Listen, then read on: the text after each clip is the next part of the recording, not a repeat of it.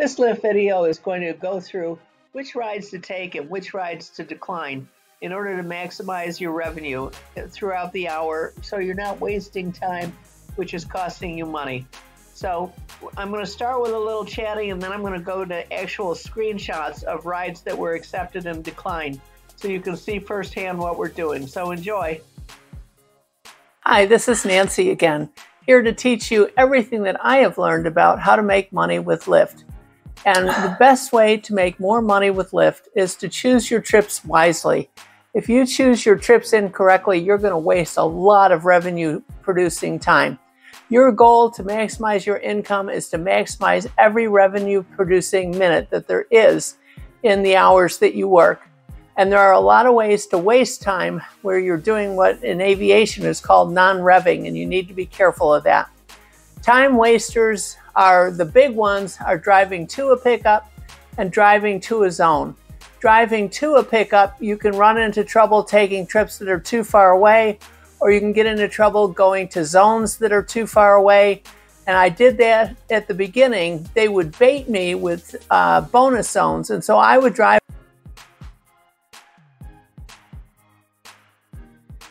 to the bonus zone, and it would take me 20 minutes to get to the bonus zone. By the time I got to the bonus zone, the hour was basically over. So I'd wasted 20 minutes of my time driving to the bonus zone, and I'd make maybe 2 bonus rides. So bonuses are generally $4 to $6. So I'd make an extra $8 to $12.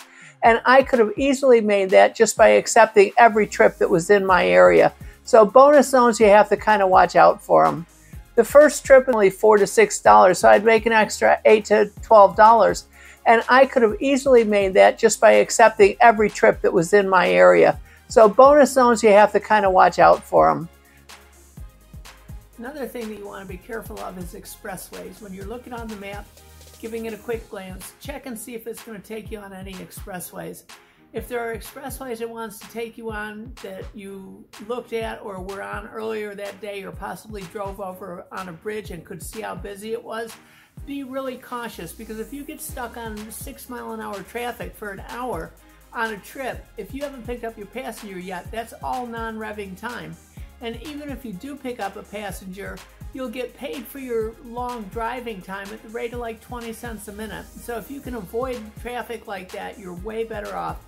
So be really careful about going on expressways, because once you're on them, you're stuck. The first trip of the day, you have a lot of time to choose which trip you want to take.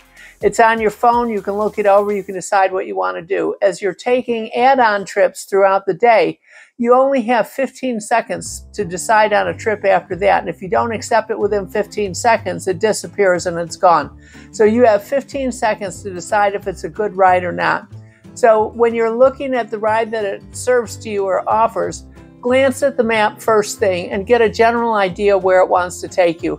A lot of the rides around where I am take me to the airport, but once I get to the airport, I generally have to non-rev back, and that's a lot of wasted time. If you get a $30 trip that takes you a half an hour and you can back another $30 trip onto the other half an hour, you're doing $60 an hour, and that's okay.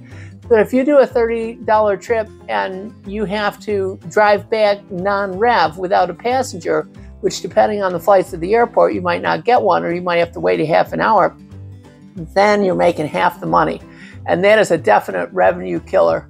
So another thing you want to look at in addition to the destination is whether or not it's going to take you on expressways. And that's an important thing to look at, because if it takes you on an expressway that you were on earlier that day, or happen to drive over on a bridge and see what the traffic was, if the traffic is at a standstill and you take a trip where you have to go on an expressway, you're going to be doing a lot of non-revving both ways. So you need to watch out for whether or not it's going to take you on an expressway, how long the expressway is going to be, whether there's side streets you can use to get to where you're going, or what you have to do. And the last thing, which is what you'll want to focus on when you only have 15 seconds to decide, is the time-distance ratio of the pickup point to the revenue producing point. So that's what I have a number of screenshots about. You blow one off, one of the last things that will decide whether or not you should blow off a trip is how busy you are. So if you're just going to be hanging out for 20 minutes anyway, you might as well take the trip, even if it's a long drive. But if you're getting fed one trip right after the other, just push the X and wait for the next trip and see what it shows you. That's the easiest way. So every minute that goes by that you are non-revving is wasting money. And every hour that goes by, if you're wasting $20 every hour that goes by, that's really going to cut into your profits. The average wait times for a ride used to be something you could find on the app fairly easily. And this screen would come up and it would be divided into grids in your local area. And it would say how many minutes it would take to find a ride. So if you drove into that zone, it would generally take about 1 minute for it to offer you a ride. This was a really handy feature. I've not been able to find it lately. I don't know if they discontinued it or what. But if you happen to be able to pull this up, it'll give you an idea of where to drive to get the shortest wait time, and that will help you too.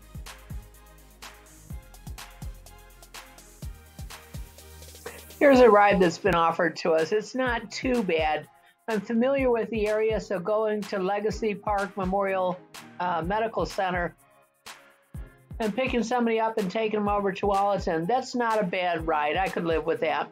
It's 9 minutes to get to the pickup, which is 2 miles, and it's 13 minutes to take the passenger, so that's 3 miles. So it's not a really long ride, but if it's the first ride of the day, you're not doing anything else, you might as well do it to get you in the swing of things. So on the right-hand side, the time of this screen where you accept the ride is a little hard to read, so I've moved it over to the right. Time and distance to ride is 9 minutes, 2 miles. Time and distance of the ride is 13 minutes, 3 miles. Distance ratio is 3 divided by 2 is 1.5, which is more than 1, so that's a thumbs up on that ride. We'll take it. This ride you're going to want to steer clear of unless you're really bored and really want to take a ride. You'll notice it's almost 20 minutes and 6 miles to get to the pickup point, which is in Sherwood, which is a cute little town.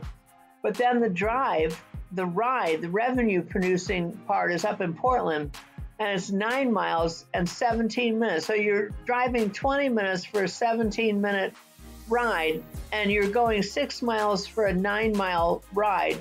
So the ratio is 1.5, and even though that's a little bit above 1, for some reason, you'll notice that the time has gone from 19 minutes to 17, which is less, but the miles have gone from 6 to 9, which is up.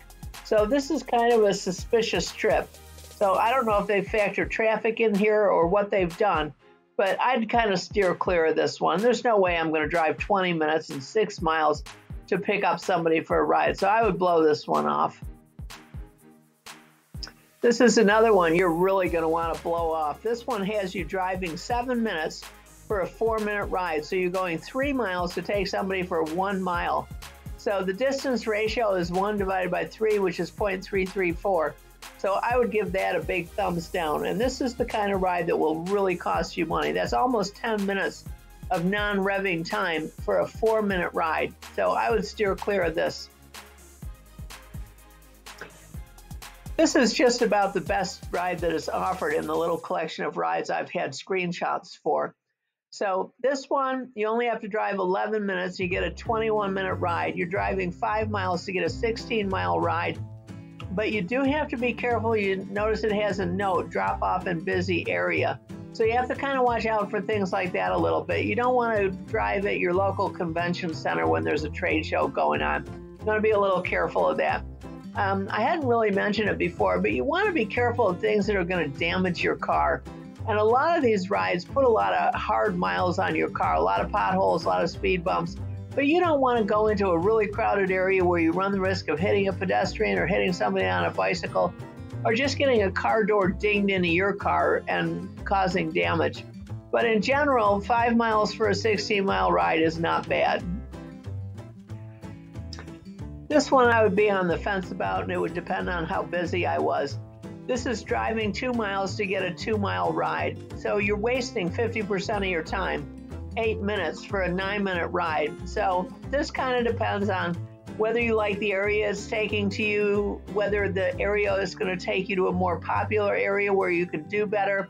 Where the ride is taking you would probably be the determining factor. The distance ratio is 1, which is right on the fence. This is about the best that I get offered in this neck of the woods where I drive. It's a 2-minute, or rather a 2-mile ride for a 5-mile revenue producing segment. So the ratio is 2.5. That's not bad. And that's about the best that this area offers me. But one thing I wanted to point out, if you look right under the arrow on the left-hand side, this is a bonus ride. So you get a little bonus for taking it. So even if you're right on the fence about the ride, if you can pick up a little bonus, they do add up. If you like the content, please leave some comments below. Hit the subscribe button and hit the notification so you'll be the first to hear anytime I upload a new video. Thanks again for watching. I hope you enjoyed it and hope it helps you make money, or at least not lose money. Watch the next video to see what other tips I have for you. Thanks again.